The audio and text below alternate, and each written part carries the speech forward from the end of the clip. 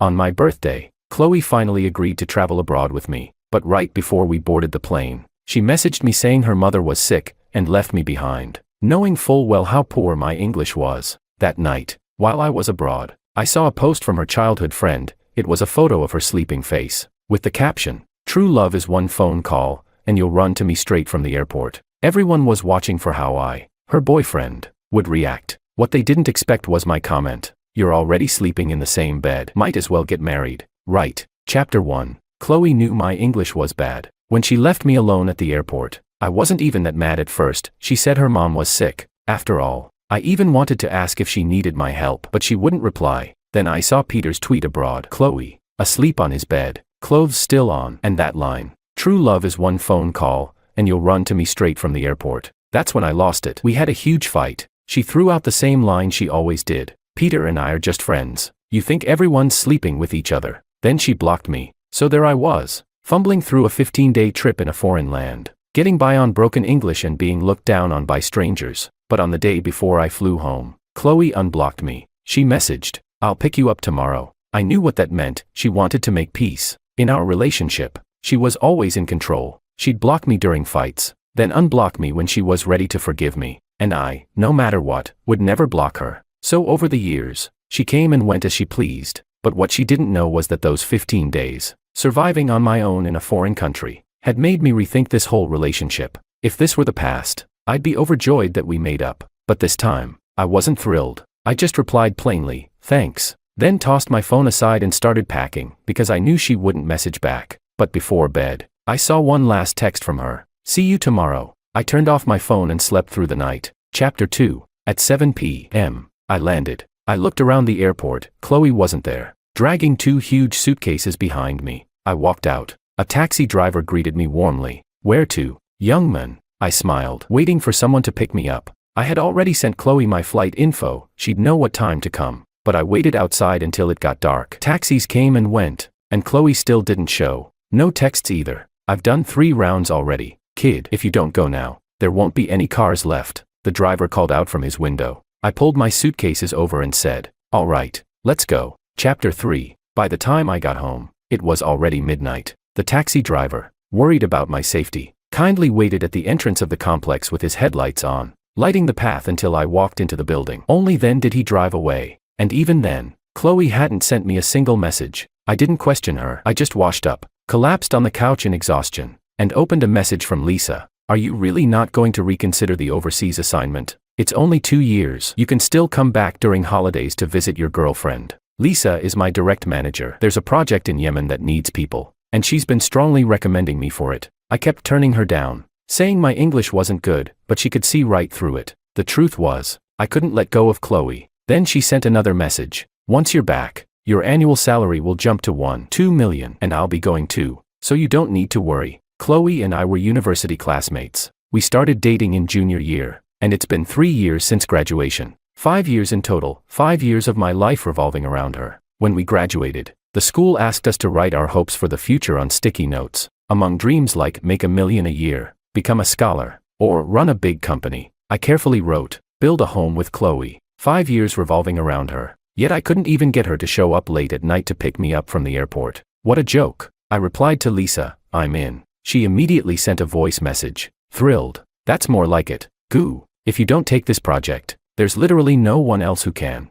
Come on, sign up for IELTS right now. Try to take the test next month. You only need a 6.5. Chapter 4. Just seeing English gives me a headache. I crammed endlessly with practice tests, and my scores were passable, except for speaking. I could never get it right. Thankfully, I had Chloe, an English major, to cover for me. But since she didn't come on the trip, my heavy Chinese accented English got me plenty of scorn. I turned on my laptop, registered for next month's exam, and started looking through past tests. Before long, I was dozing off at my desk, half asleep. I heard the sound of keys turning in the lock. Then, footsteps. Dominic. She called my name a few times. She came to the study door, saw me slumped over the desk, and sounded irritated. "Dominic." I rubbed my eyes and sat up. "You're back." She paused, her frown deepening. I had no idea what she was mad about. Was she angry I hadn't waited up like before, that I didn't interrogate her about why she didn't pick me up, didn't accuse her of having something with Peter, didn't start a fight? "I just finished work. I tried calling you, you didn't answer." she said. I checked my phone, several missed calls and messages from her, asking where I was. By then, it was almost 1 a.m. Peter had a panic attack from his claustrophobia. He started hurting himself. I couldn't get away.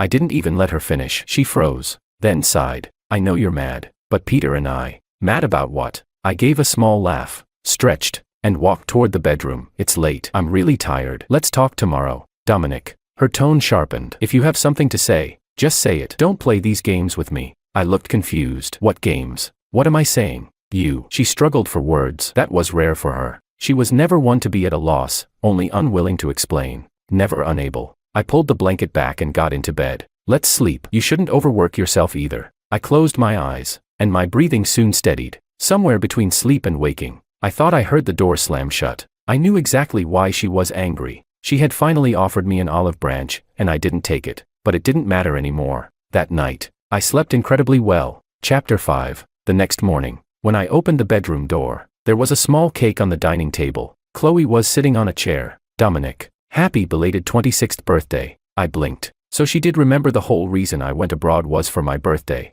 The reason I didn't go with you, it was because Peter's claustrophobia treatment failed. The doctor said if I didn't stay with him, he might hurt himself. That night, I collapsed on his bed from exhaustion. It wasn't what you think. And about last night, I walked up to the table, leaned over to look at the delicate little cake. You made this for me. Thank you. She froze for a second. Dominic. The candles were already lit. I clasped my hands together, silently wished for a 6-5 on my IELTS, and blew out the candles in one go. Then I smiled at her. Thanks. First day back home and already getting treated right. Chloe frowned. Dominic, can you just let me explain? I smiled gently. You mean about you and Peter? Don't worry. I'm not jealous anymore. The way she looked at me was strange. I picked up the knife, cut the cake, placed a slice in front of her, then picked up mine and took a bite. Tastes pretty good. You're not angry? I gave a calm smile. No. You guys grew up together. Of course you're close. It's only natural to take care of each other. I understand. She was silent for a while. When she looked back at me, her eyes carried guilt. Dominic, there's a company event tonight. Employees can bring their partners. Chapter 6. I was still eating cake and looked up when she spoke. If this had happened in the past, I would have been over the moon. I'd have jumped up and smothered her with kisses. But now, I simply put the cake down. I don't think I can go. I've got plans tonight, working overtime. I thought about the IELTS prep I had to do, but if I said that, she'd start asking questions, so I just nodded vaguely. Then I'll wait for you after work. We can go together. Better not. I really don't feel like going. Chloe froze. I was never the kind of person to skip an event where I could be seen with her. I used to love being her boyfriend. Loved it so much I wanted the whole world to know we were a couple. Her brows furrowed tightly. But I'm supposed to bring a +1. I started changing clothes, getting ready to head out. Things are just hectic lately. I really can't spare the time. With my back to her, I focused on what I was doing. A moment later, I heard the sound of a chair being yanked back. She grabbed her coat and walked toward the door. Fine, I'll take Peter. Then she slammed the door on her way out. I turned to glance at the door, then went right back to getting ready. The overseas assignment was confirmed. My buddy Alex was flying in that night for a farewell dinner. My phone buzzed with a notification, a special alert. It was Peter. In the past, I obsessed over every tiny detail between Chloe and Peter. It hurt, but I couldn't stop watching them. I had even set Peter as a special follow just to never miss anything. This time, it was a photo from a party. Peter had his arm around someone's arm in a selfie, the woman beside him, in an evening dress. Didn't show her face, but I could tell. It was Chloe. The caption read, "Childhood sweethearts, aren't they practically family?"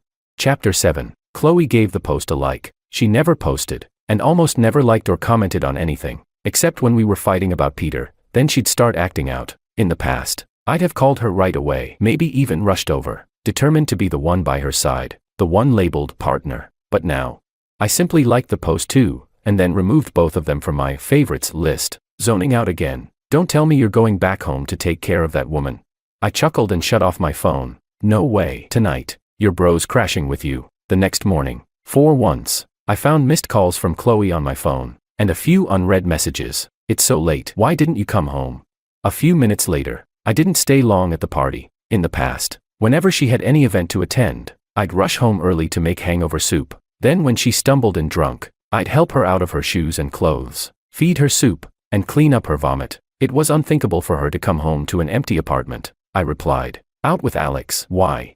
Much later, she responded with just, "Nothing." Chapter 8. I enrolled in an intensive IELTS prep course and hadn't been home for a few days. Surprisingly, Chloe messaged me first. Let's have dinner tonight. There were things between us that really needed to be said. Dinner was the right time for that, I replied. Sure, I'll head home after work. She replied instantly, I'll come pick you up. I didn't answer. Lisa had called me in to discuss details of the overseas assignment. At 5:30 p.m., Chloe messaged again. I'm downstairs at your office. I packed up and went down, only to find her car wasn't there. After double-checking a few times, she finally drove over from the opposite side of the street. Did your office move? She asked. Yeah, it did. Truth was, it had moved a long time ago, but she hadn't picked me up in so long. She didn't even know. I had wanted to tell her, but the last few times I asked her to pick me up, she snapped impatiently. You're a grown man. Can't even find your way home.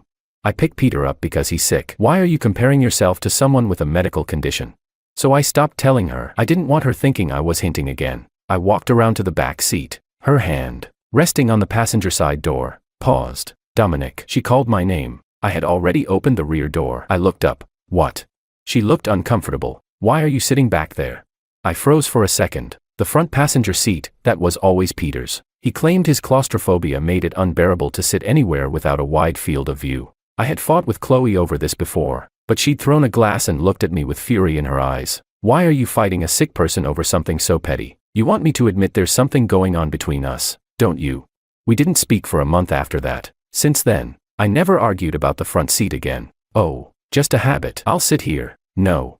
She seemed flustered. My hand froze. Please, sit here instead. I blinked. Okay, sure. My tone was light, like we were just co-workers, and there was no need to make a big deal out of it. As I got into the passenger seat, her eyes followed me the entire time. Chapter 9. Inside the car, it was completely silent. From time to time, she'd sneak a glance at me. Usually, it was always me who tried to start a conversation, but she'd inevitably shut it down with, "Don't distract me while I'm driving." Now, I had no desire to talk anyway. I leaned back and closed my eyes, blocking out both the silence and her gaze. Ding ding. My phone buzzed. I opened my eyes. It was Chloe's. The wallpaper was a photo of the two of us together. Caller ID, Peter. She immediately declined the call. Moments later, that shrill ding-ding rang out again. She moved to decline it again, but her hand paused above the button. I picked up the phone, answered the call, and handed it to her. She hesitated before finally taking it. Peter's voice trembled on the line. Chloe, I think my claustrophobia is acting up again. I can't remember where I put my house keys. I can't get out. Can you please come help me?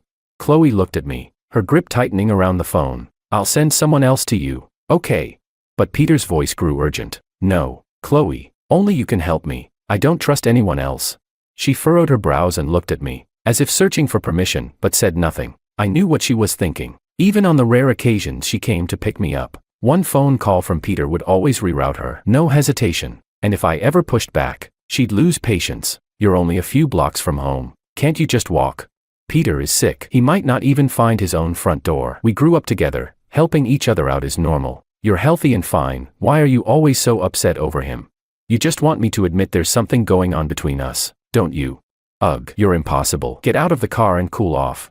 The worst time was at 1 a.m. Right after a fight, she drove off to help Peter, leaving me walking alone down a pitch-black street. Heart colder than the night. It's fine. Just drop me off at the next intersection, I said, pointing ahead. Forget it. I'll drop you off at home first, then go to him. I smiled. It's only a few blocks. I can walk home, you know, and it's not even on the way. No need to make a detour. I'll swing by the supermarket while I'm at it. It's just up ahead. She froze for a second, like the words struck a chord. She dropped me off at the supermarket entrance. Just as I was getting out, she suddenly grabbed my hand. I'll come home for dinner tonight. I blinked. All right. I'll make enough for both of us. Then, I gently pulled my hand away. She reached out reflexively, but I had already closed the door. Dominic.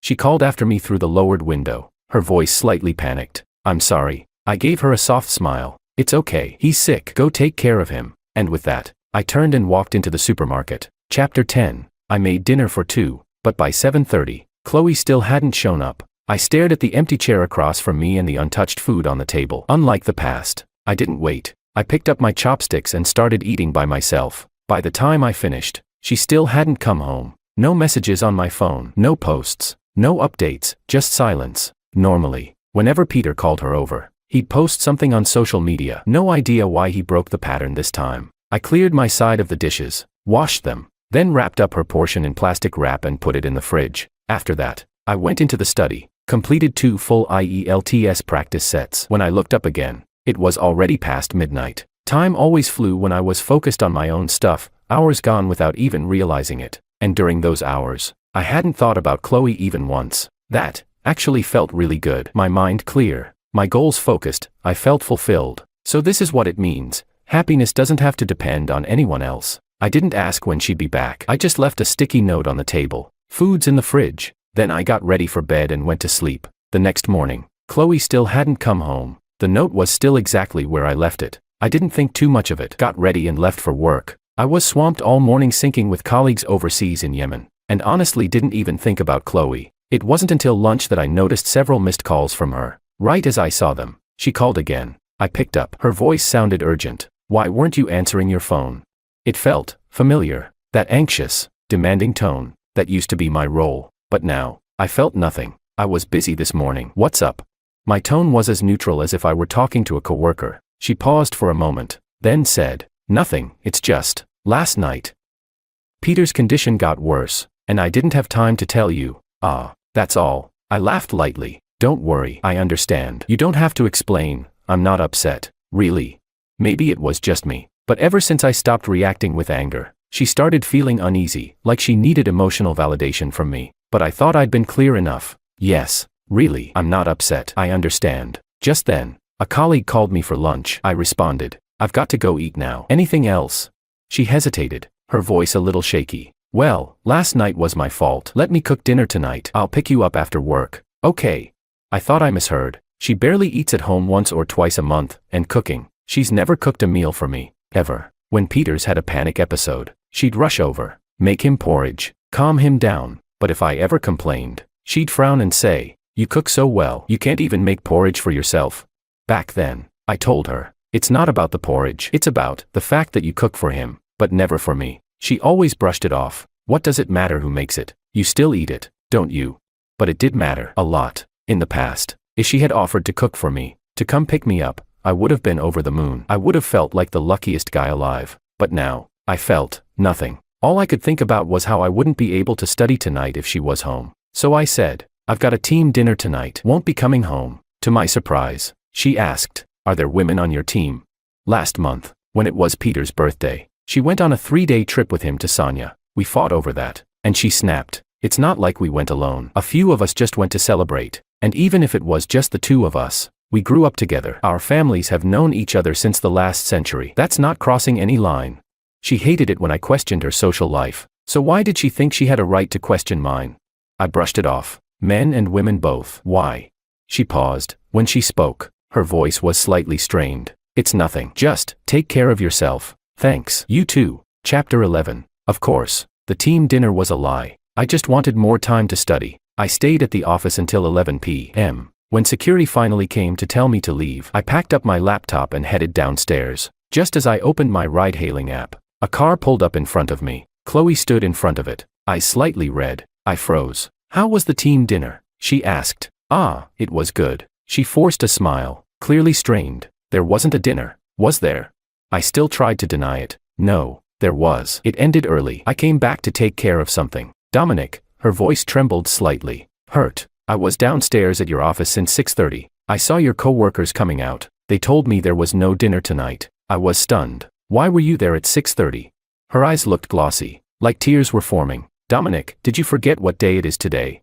My mind went blank. My first thought was, 10 days until the IELTS exam. "Dominic, today is my birthday." My eyes widened. Guilt rushed in. "Oh no. I'm so sorry. That's my fault. Let's go home and celebrate right now." I reached out for her, but she didn't move. She just stood there, red-eyed, looking straight at me. I had never forgotten her birthday before. Last year, I even prepared a surprise party at home well in advance, invited all our mutual friends. Everyone knew there was a ring hidden in the rose at the center of the cake, a proposal. I really thought, that night, I would finally fulfill the dream I'd had since graduation. But she humiliated me in front of all our friends. Everyone waited till midnight, and still she hadn't shown up. They looked at me with awkward sympathy. I called her, trying to hide my anxiety. Her voice was tired. "Watching the ocean with Peter." "What's up?" I clenched my fists. "Did you forget it's your birthday today?" "Oh. I totally forgot." "So what?" Why didn't you come home? Shouldn't I be the one celebrating with you? She sounded impatient. I'm exhausted. I don't want to fight. Chloe. My voice shook. I planned a whole surprise. Our friends are all here. Did I ask you to do that? It's just a birthday. Stop being so dramatic. Is it going to kill me if I don't celebrate? I bit my lip. Is it just the two of you watching the ocean? Oh great. Dominic's throwing a tantrum again. Peter's mocking voice came through the speaker. Ugh. He's so annoying. All he does is ask where I am. She vented to Peter, then turned back to me. Call off the surprise or whatever. All this effort, what's the point? I'm your girlfriend, not your property. Whether I celebrate, who I celebrate with, where I go, that's my choice. It has nothing to do with you. Stop being so clingy. Okay. I had her on speakerphone. Everyone heard her voice, and the cold, flat beep beep after she hung up without hesitation. And just before that, so quiet you might miss it, she muttered. God, so annoying. Chapter 12. Dominic, did you really forget my birthday? She grabbed my wrist. I let out a sigh. It's just a birthday. It's not like you're going to lose a limb. Shock flashed in her eyes, and her hand trembled slightly as she held mine. Thinking about how this relationship was nearing its end, I decided not to ruin her birthday on top of everything else. Every relationship deserves a good beginning, and hopefully, a decent ending too. I softened my tone. All right, the day's not over yet. Right, we can still make up for it. Come on, let's not fight. Let's go home. I'll grab some groceries, still plenty of time. She looked at me, cautiously. Are you still mad at me? I chuckled. Of course not. I was too suspicious before. I won't get upset with you anymore. She stared at me, uncertain whether to feel relieved or uneasy. You like sweet and sour ribs, don't you? It's your birthday, you shouldn't be the one cooking. Let's go buy some ribs. The supermarket's still open. Smiling, I took her hand and led her to the car. Finally, her expression began to soften. Dominic, in the past I raised a finger to my lips. It's your special day. Let's not dig up the past. As we passed a liquor and tobacco shop, I asked her to pull over. I came out a few minutes later carrying 2 packs. I opened one and handed her a cigarette. Here, it's your birthday, go ahead. Indulge yourself. I won't say anything this time. She froze again. I had always been strict about her smoking. After all, she was a woman, and smoking could be even harsher on her body. At first, she listened to me, but over time, she grew irritated. How do you expect me to get through business dinners without smoking? Peter doesn't nag me about it. Why are you always on my case? Now, she stared at the cigarette I offered her. When her eyes met mine, there was a flicker of concern. Why are you being so nice to me all of a sudden? It's your birthday, but try to smoke less in the future. It's bad for your health. And also, we're about to break up. But that, I wouldn't say, not today. She seemed to relax a bit and took the cigarette from my hand. Chapter 13. We bought the ingredients and got home. The moment the door opened, a shadow darted out from the hallway and lunged at Chloe. Haha, surprise. I came to celebrate your birthday. Bet you didn't expect this. Peter threw his arms around her. Chloe scrambled to push him away, eyes full of panic as she looked at me. Peter knew the passcode to our door. Chloe once told me he lived alone and had health issues. It wasn't safe for him. If something ever happened, he needed a place to go. This apartment was given to Chloe by her family, so I never said much about it. My eyes briefly paused on the ring he was holding. I smiled politely. Guests are guests. We've got enough food. Let's all eat together. I'll help you. Chloe rushed after me into the kitchen, leaving Peter awkwardly standing there, confused. I gently nudged her away. It's your birthday. Why are you working? She stopped at the doorway, looking hurt. Peter came over and tugged at her arm. Chloe, I got you a birthday present. That's when it hit me. I had forgotten to get her a gift. Chapter 14. During dinner, Peter sat right next to Chloe. She nudged him slightly and turned to me. Dominic, come sit by me. I took a sip of soup and said calmly, no need. Childhood sweethearts like you two should sit together. It's fine. Peter let out a snort, then scooted back beside Chloe. He picked up a piece of fish, carefully removed the bones, and placed it in her bowl. Chloe, here, have some fish. TSK. This kind of fish should have had the bones removed before cooking. Last time it got stuck in your throat. Dominic, next time don't buy this kind. Chloe doesn't like the texture. When I made it for her last time. Can you shut up already?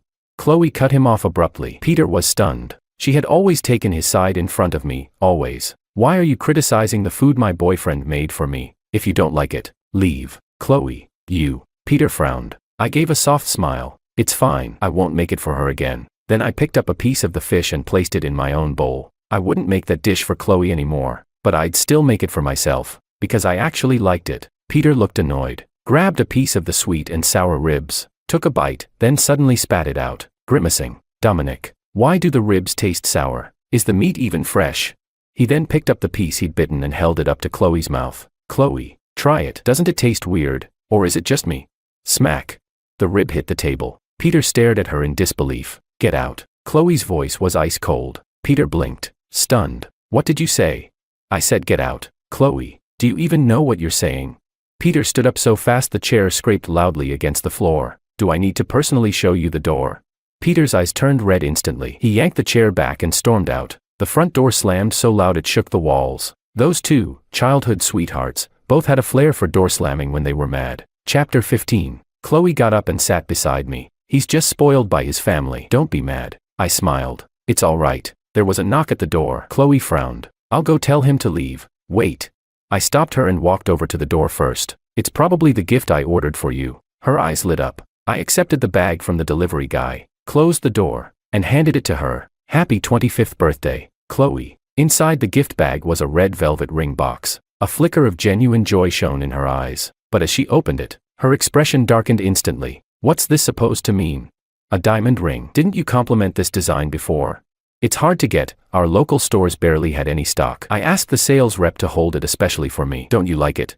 She suddenly grabbed my wrist. Why would you get me this? Don't you know Peter has the exact same one?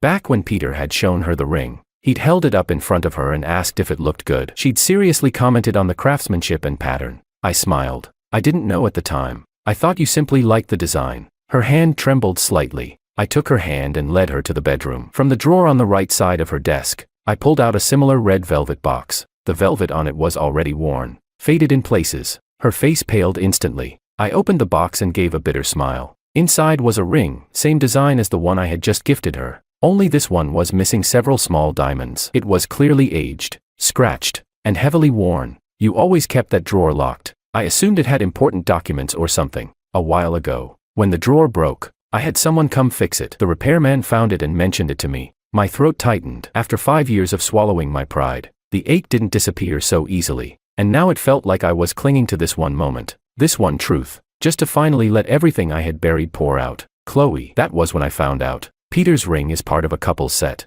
Chloe's eyes filled with rare panic. No. Dominic, I just forgot. That was something he gave me a long time ago. Back then, I really liked it. Yes, but I didn't even know it was part of a couple's set. And that was before we started dating. Later, I just didn't want you to misunderstand. That's the only reason I locked it away. It didn't mean anything. I shook my head slowly, but when he asked you if the ring looked nice, you said yes. She paused. Her voice trembled. He's sick, and I didn't want to upset him. His parents take care of me too, so I gave a soft, almost tired laugh, and gently placed the ring back in its original box. Okay, let's go eat, Dominic. She grabbed my wrist in a panic. I turned around, gave her a gentle smile, and said softly, don't make a scene, be good. Let's eat. I have something I want to tell you tomorrow. Chapter 16. I had only taken a few steps when Chloe suddenly threw herself into my arms, hugging me tightly. In our 5 years together, she had only ever hugged me like that back when we first started dating. She buried her face in my chest. Dominic, please don't be like this. Be mad at me. Okay, I know you must have been angry these past few days. I know I messed up. Please don't treat me like this. I'm begging you. I chuckled softly. I'm not mad, really, but she held me tighter. Is it because I was too close with Peter? I won't see him anymore. I'll ask his parents to take care of him. I won't go over there again. I'll change the code on our door. From now on, it'll be just you in my life, no other men. Okay. I didn't respond. After a long pause, I let out a quiet sigh. Chloe, see, you do know what you did wrong. Her arms around mine trembled, and her voice got softer and softer. I'm sorry, please forgive me, just this once. I gently patted her back. Be good. Let's eat. This is the last meal I'll ever cook for you. Ding ding. Her phone rang again, the sharp ringtone slicing through the silence. She answered it quickly. After a few rushed responses, she suddenly grabbed her coat and darted for the door. Something urgent came up at work. I need to leave for a bit. Right before stepping out, she turned around and kissed me, quick and hard. Wait for me. And then she was gone. What she didn't know was that I saw the caller ID. It wasn't the company. It was Peter. Chapter 17. She didn't come back after that. Not even a single message. But strangely, her WeChat feed, something she never updated, started posting daily. Day 1, she had a fight with Peter. She called his parents and asked them to take him home to rest. Day 2, a photo of her working late at the office, saying she was exhausted. Day 3, some pictures from our college days. Caption, missing the past. I started wondering if those updates were set to only visible to Dominic, but what was the point?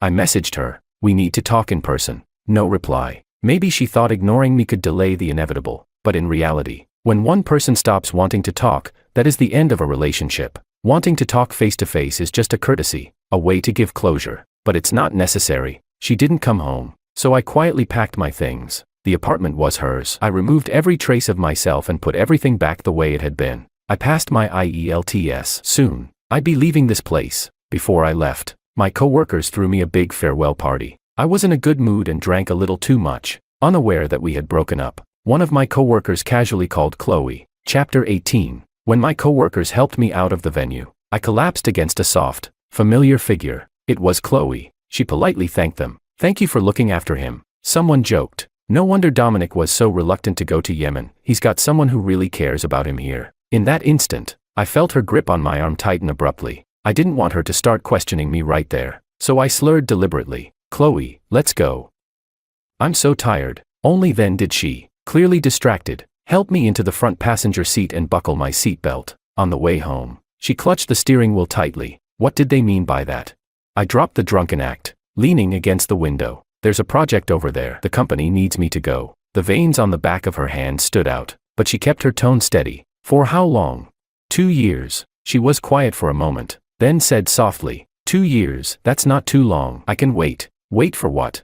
She pulled over, reached into her bag, and brought out a red velvet ring box. Inside was a men's diamond ring, completely different in design from the one I had given her. Under the streetlight, her eyes were filled with emotion and cautious hope. Dominic, let's get married. I'm proposing to you. Chapter 19. I stared at the ring. For a long time, I said nothing, then suddenly laughed. Chloe, did you know that last year, on your birthday, I hid a ring just like that inside your cake?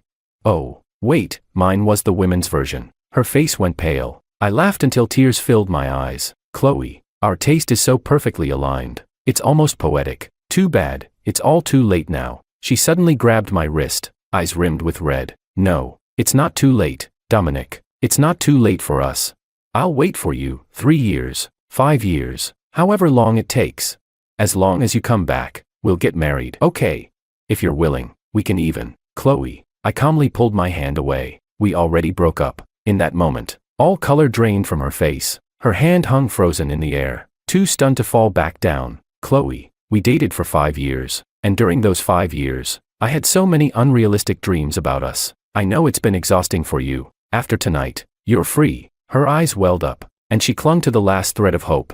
No, they weren't just dreams, they were our future. I gave a gentle smile. We don't have a future together anymore, but we each still have our own. With that, I opened the car door and stepped out. I left the house key on the shoe rack. I've moved all my stuff out. I'm flying to Yemen tomorrow. Maybe we'll meet again someday. I walked down the familiar street. Behind me, the car's headlights stayed on, lighting the road ahead of me. Right as I reached the corner, curiosity got the better of me. I turned around. In the driver's seat, she had slumped over the steering wheel, her shoulders shaking uncontrollably. I'd never seen her cry before. This was the first time, but it had nothing to do with me anymore. My future was waiting, bright and wide open.